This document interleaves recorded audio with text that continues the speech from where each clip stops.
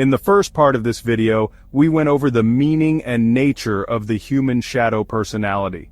We also examined its gradual formation and the challenges and subtle discouragements faced by those seeking to comprehend and uncover its underlying operating dynamic. In this concluding episode, hopefully having been made aware of these barriers and having worked to understand, gently confront, demystify, and remove them, we will look at what shadow work really entails, some key examples of shadows we may be dealing with, and the hidden wisdoms and pivot points we can unlock as we undertake this transformative venture. We will look at how to unlock these positive wisdoms in practice, and why it is to our ultimate advantage not to shy away from this difficult, necessary, but highly rewarding undertaking. I assure you that the next 20 minutes may be the best investment of time you will ever make in your life. There is also a bonus section on how not to build new shadows as we continue our journey. Welcome back. Shadow work is essentially understanding the why behind your triggers, projections, self-sabotage, recurring relationship trends, and other behavioral patterns.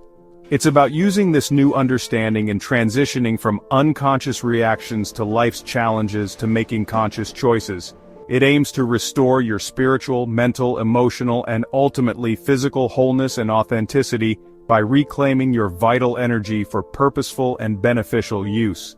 It's not about becoming evil or indulging negativity in any way, shape, or form. This is not the case at all.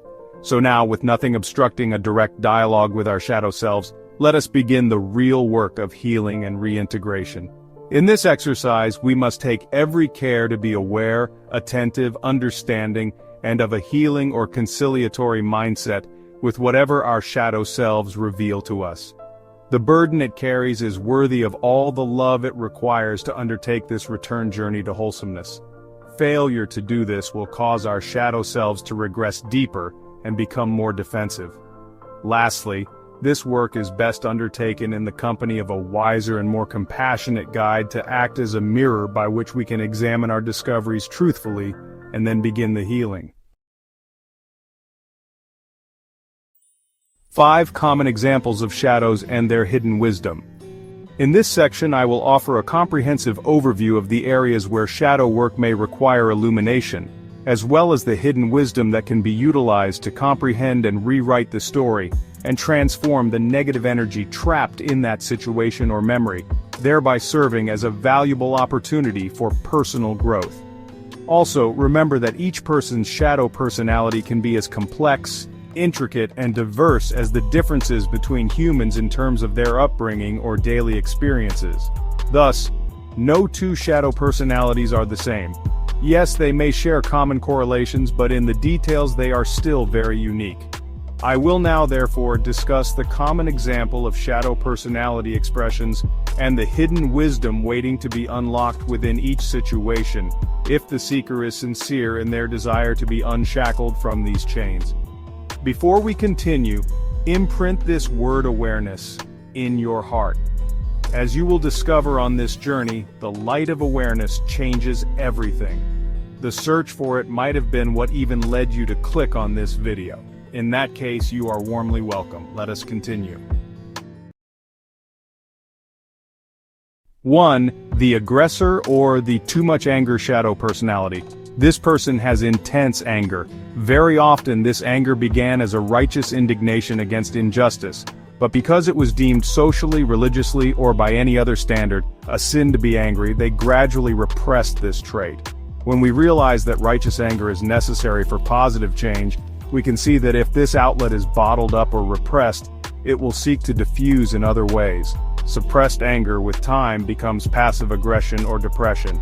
This carries into every aspect of life and is triggered whenever there is a sense of repression of the right to speak against a perceived wrong or injustice. But there is a hidden wisdom, one that can redirect this God-given trait to more purposeful uses. And it starts with awareness. Once you become conscious, you stop, and instead of being carried away by the urge to express anger in a scattered way, you deploy it with aim, purpose, and intention. The hidden wisdom here is that you begin to set firm boundaries. You react with healthy passion instead of vindictive energy. This time, your righteous indignation leads to assertive action which contains purpose, passion, and positive vitality, knowing full well that the anger only serves as the flag and does not control the content of your action. It also does not remain bottled up after the episode, leaving you light, free, and balanced. Righteous indignation and assertive action, when integrated, fuel healthy boundaries, protect values, and drive necessary change. The vulnerable or so-called weak child shadow personality is shaped by deep sadness, fear, neediness, and helplessness about the situations they found themselves in. This typically occurs during the vulnerable years of childhood and early adulthood. These emotions were, more often than not, perceived as shameful weakness by individuals that such persons looked up to. It really didn't matter whether they were justified or not. Society simply didn't condone such expressions, and so, these feelings had to be repressed to secure social and other forms of acceptance. The shadow personality that forms in this case is, in essence, a person who acts out grandiose behaviors to cover these perceived weaknesses. Repressing vulnerability, you see, creates either emotional numbness or sometimes a sort of false bravado. But new awareness reveals the hidden wisdom here. What these individuals actually need to step up and do is acknowledge their need for and ability to express genuine empathy, deep connection, intuition, authenticity, and receptivity with, about, and of adversity. These attributes are not, in any way, signs of weakness to be ashamed of, but rather, they have a valid and important place in the growth curve of individuals and communities. Once these aspects are brought out of the shadow and integrated, it allows for the wholesome and shameless expression of deep intimacy, authentic expression, compassion for self and others, and of course access to intuition. These individuals, I must add, have so much to offer in terms of emotional and spiritual growth of others, that, right off the bat, you can see what a loss it is for society to force them to hide these traits in the dark and shameful basement of their lives. Not everyone is born strong. Actually, most of us are not. The needy, clingy personality is one of those. The beauty of these personality types is that they are very often balls of greatness trapped in human bodies, just waiting for an unlock. Unfortunately, societal acceptance requirements place barriers in the way of their sourcing, finding, and accessing these unlock mechanisms. In shame, they then repress their deep need for love, attention, validation, and support, all in order not to be seen as needy, desperate, or burdensome. Repressed neediness, in turn, manifests as counterdependence, the "I don't need anyone" chant, or, at the other end of the spectrum, a profound capacity for manipulative indirectness. But under the light of awareness, we realize the loss we have inflicted on them, as individuals and on ourselves as a society. Interdependence, capacity for deep love, community, self-acceptance of needs, these are all integral to the fabric of societal evolution at every level, including the spiritual. Once this personality is brought out of the shadows and reintegrated, it allows for healthy asking for support, forming interdependent relationships, and recognizing legitimate human needs.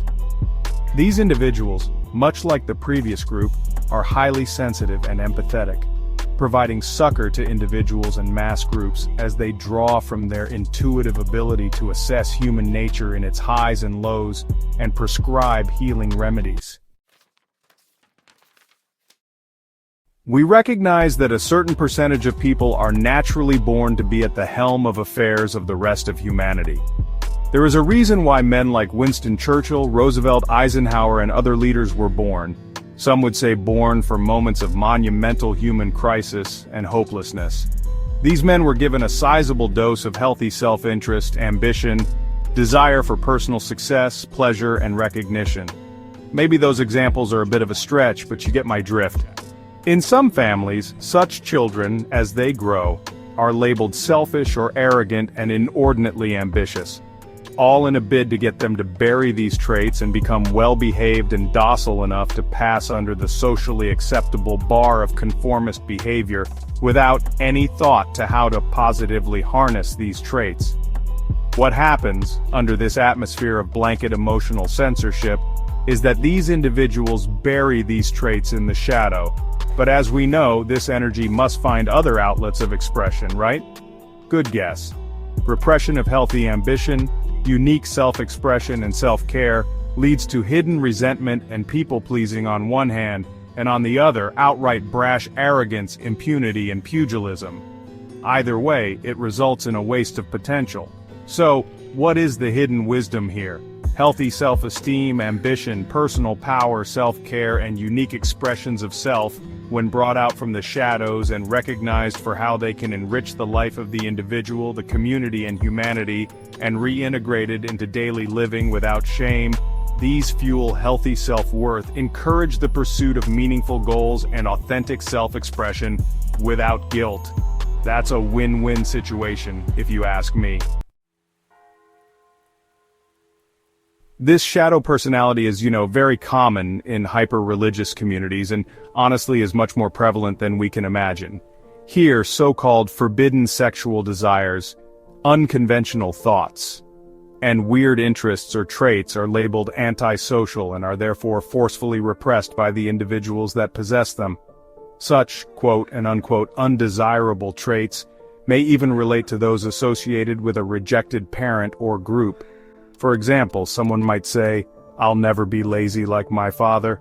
This can lead to the development of a shadow personality that represses necessary rest for both the individual and those around them, simply because it is taboo to express anything negative about a parent. Worse still, repressing the taboo leads to rigidity, judgment of others, or secretly acting out the repressed trait or tendency. Like I said earlier, this creates hypocrites en masse and stifles open discussion and resolution of these social bars that create these repressive atmospheres in the first place. Talk about a negative vicious cycle. The hidden wisdom and point of reintegrating these shadows back into healthy expression is to realize under the light of awareness that an impulse or a desire is just an impulse or a desire, not yet a crime in itself. And we each have unique impulses and desires, whether spoken or unspoken. We must be bold and free to have a discussion about them, both with ourselves and with trusted people who can create a genuinely understanding cocoon to enable us to process the roots of these impulses or desires, and if they are not beneficial to either self or society, to help us resolve and heal them instead of burying them in the shadow self. Perfection is a journey. And the sooner we realize as humans that we are all shades of gray and neither all white nor all black, we can make enormous progress in engaging, resolving, and reintegrating this very widespread shadow personality in a caring and structured manner. Once reintegrated, it will unlock creativity, personal freedom, along with an open and clear sense of associate responsibility, acceptance of complexity, and living more authentically.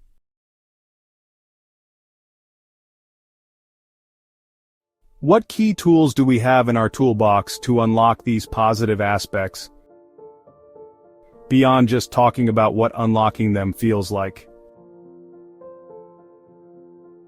Observe, pay attention, and notice your intense reactions like triggers, judgments of others, projection, and recurring negative patterns. Engage in a curious inquiry to discern the message behind each situation or emotion. What part of me feels threatened here? What am I judging in them that I disown in myself? Write a letter to yourself from the perspective of your shadow aspect. Have an inner dialogue with it. Track the dominant messages and make a healing plan with the obtained information. Ask, what do you need me to know? What are you protecting? What positive quality are you holding?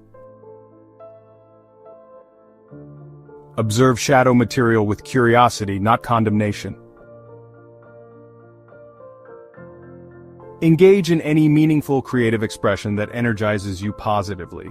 Art, dance, and music can safely channel shadow energy. Especially for deep trauma, professional guidance is invaluable. Engage proven channels and individuals who can offer therapy and support your unfolding. Acknowledge the shadow part's existence and its original protective purpose, without immediately condoning negative behaviors.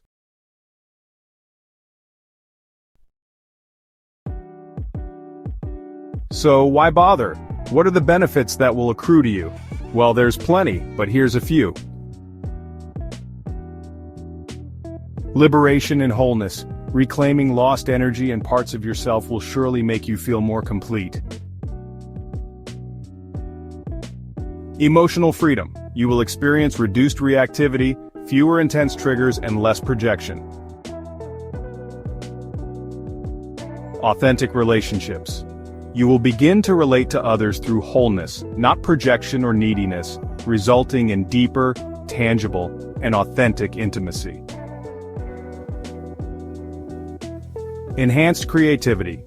As you reclaim your psychic territory from the shadow into the light, you unlock blocked energy, and unconventional perspectives begin to open up to enhance your overall creativity. Improved decision-making. With successful shadow work, you begin to act from conscious choice, not unconscious and uncontrolled shadow drives. Greater self-acceptance and compassion. Understanding your shadows fosters kindness towards yourself and others. Your hitherto hidden attributes now become of greater service to yourself and others and result in reduced self-sabotage. With the awareness that shadow work affords you, you better understand and integrate the parts that used to undermine you. You also unlock more personal power because engaging in shadow work will help you access the vital energy that was hitherto bound up in repression. I must sound a note of caution. Shadow work is not a one-time event. It's a lifelong journey, combining awareness, vigilance, daily stock-taking, assertiveness, clearing and cleansing of any evolving cobwebs. Each day, peer groups, social media, religious and other influencers in our lives seek to repress the expression of ourselves they deem unacceptable. Therefore, we must continually be on guard not to inadvertently form new shadow selves, no matter how subtle. To this end, I encourage you to constantly practice non-judgmental awareness. Approach all emerging parts, even new uncomfortable ones, with curiosity, not instant condemnation. New layers will attempt to form, or old ones will constantly emerge from deep places. Again, awareness is your first protection.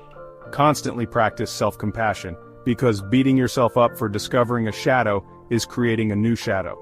The I shouldn't have shadow is in itself a shadow, pun intended. Accept that shadow personalities are human aspects and be gentle on yourself and others. Constantly practice integration, not indulgence. Acknowledge any negative feeling or desire without necessarily acting it out destructively. Consider exploring healthier ways to express yourself. It is not the impulse that commits you, it is how you channel it or act on it. Impulses to do one thing or another are constantly flying around us. Not all are worthy of acting upon. That is simple self-love. Avoid and beware of the trap of spiritual bypassing. Don't use vague spiritual concepts like only love and light to avoid facing difficult shadow material. True spirituality is purposeful and specific and embraces the whole self.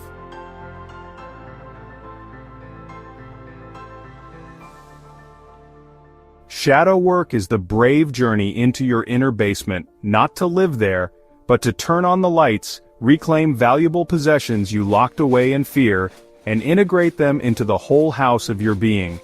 It's demanding and often uncomfortable, but the rewards, authenticity, freedom, deeper connection, and unleashed potential, are the essence of a truly lived life. It's not about becoming perfect, but about becoming whole. By approaching it with courage, compassion, and ongoing awareness, you illuminate the path, not just for yourself, but make it safer for others to do the same. Good luck on your exploration, and I wish you loads of divine unlock. I believe you have been enlightened, in simple terms, on a subject many find difficult to grasp. If this message resonated with you, then pass it on to others, so they may be so blessed. For more content like this, hit that subscribe button, and be sure you receive our next uplifting video. Until then, remain renewed. On all levels.